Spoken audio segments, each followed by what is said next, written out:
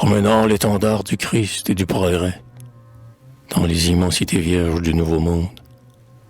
La France, l'œil tourné vers les altiers sommets, que l'avenir divin de ses rayons inonde, a laissé sur ses bords une trace féconde que le temps destructeur n'effacera jamais.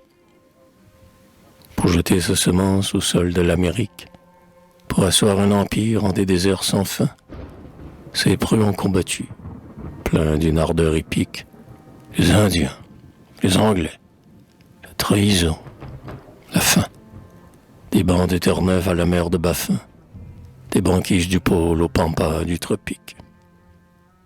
Mais de tous les vaillants renoms souverains qui sur ce continent luttèrent pour la France, nul ne sein de laurier plus frais et plus serein que le jeune chrétien, dont la reconnaissance acclame la ferveur, l'audace et la science, dans le noble et tragique orgueil de ses terrains.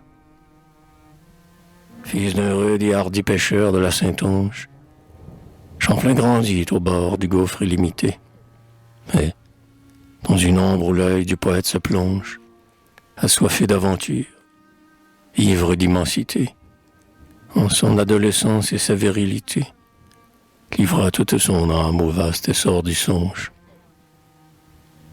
Il rêva de sonder cette mer de cristal qui de colons avait bercé les caravelles.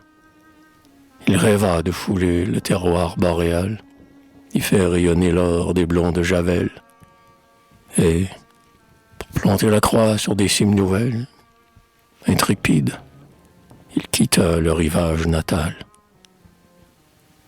Les larges flots d'azur du Saint-Laurent sauvage, encore émus d'avoir porté les galions, de l'immortel quartier découvrant notre plage, sous les terres estivales tout baignées de rayons, réfléchirent bientôt les humbles pavillons de la nef qui commentait le marin de brouage.